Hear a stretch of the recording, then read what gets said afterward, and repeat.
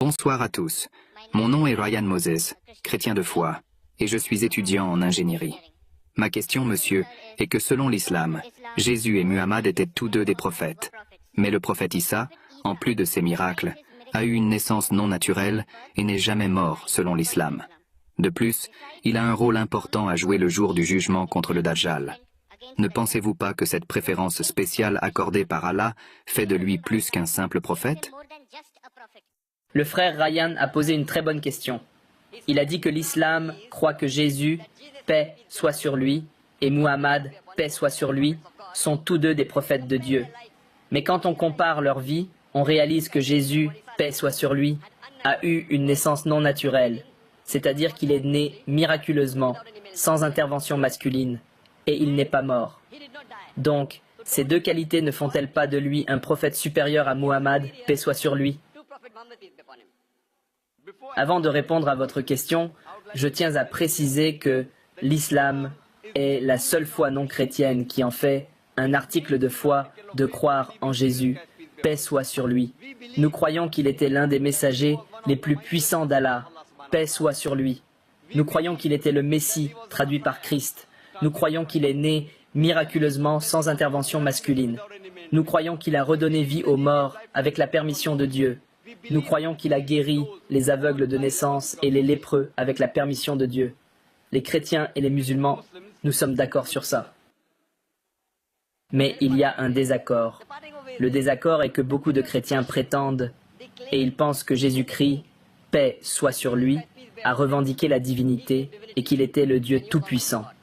Je vais répondre à vos questions en disant que si le prophète Jésus, paix soit sur lui, est né miraculeusement, qu'il avait une mère mais pas de père, cela ne le rend-il pas supérieur au prophète Muhammad, indiquant que cela ne signifie pas qu'il est Dieu?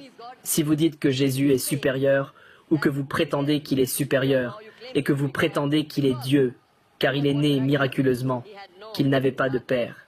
Allah dit dans le Coran, dans la sourate Al-Imran, chapitre numéro 3, verset numéro 59.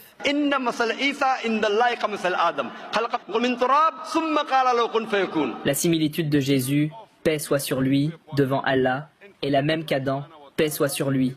Il a été créé à partir de poussière, et Allah a dit, soit et il fut. Si vous dites que Jésus est Dieu, paix soit sur lui, parce qu'il n'avait pas de père. Dans ce contexte, selon le Coran et selon votre Bible, Adam, paix soit sur lui, n'avait ni mère ni père. Cela fait de lui un Dieu plus grand. Nulle part dans la Bible, nulle part Allah ne dit dans le Coran que parce qu'une personne n'a pas de père, elle devient le Dieu tout-puissant. Allah est le meilleur pour créer. Il voulait montrer aux gens sa puissance. Normalement, un être humain naît d'un père et d'une mère. Il y a l'exemple d'Adam, paix soit sur lui, qui est né sans père ni mère. Vous avez l'exemple de Hawa, qui est née sans aucune femme. Le dernier exemple en attente était qu'une personne naisse sans père, ce qui est réalisé dans la naissance de Jésus, paix soit sur lui. En ce qui concerne votre deuxième question, nous musulmans croyons, et même la Bible le dit, que Jésus, paix soit sur lui, n'est pas mort. Allah dit dans le Coran, dans la sourate Nisa, chapitre 4, verset numéro 157 à 158, Allah dit qu'il n'a pas été tué, ni crucifié, mais Allah l'a élevé vers lui-même. Donc la question est que si Jésus n'est pas mort, qu'il est vivant, n'est-il pas un prophète plus grand que le prophète Muhammad, paix soit sur lui? La réponse, frère, est qu'Issa, paix soit sur lui, était le seul messager d'Allah, dont les disciples ont mal compris qu'il revendiquait la divinité. Il n'y a pas un seul prophète d'Allah, du Dieu tout-puissant, dont les disciples ont mal compris qu'il revendiquait la divinité. Parce qu'il était le seul prophète dont les disciples ont mal compris qu'il revendiquait qu'il était Dieu, Allah l'a élevé vivant, afin que lors de son second avènement, il puisse témoigner à ces gens qu'il n'a jamais revendiqué la divinité.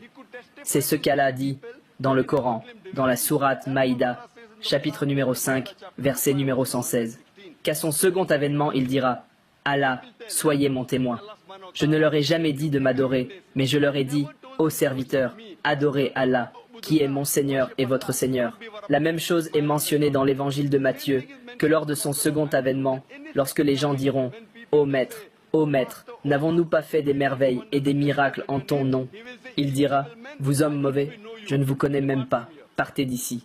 Donc Allah, le Dieu Tout-Puissant, a élevé Jésus, paix soit sur lui, vivant, parce qu'à son second avènement, il ne donnera aucun nouveau message. Parce que le prophète Muhammad, paix soit sur lui, est le dernier et final messager. Ce qui est mentionné dans le Coran, dans la sourate Al-Ahzab, chapitre 33, verset numéro 40. Après lui et après la révélation du Coran, rien de nouveau ne peut être ajouté ou retranché de la religion de l'islam. Il viendra auprès de la Oumma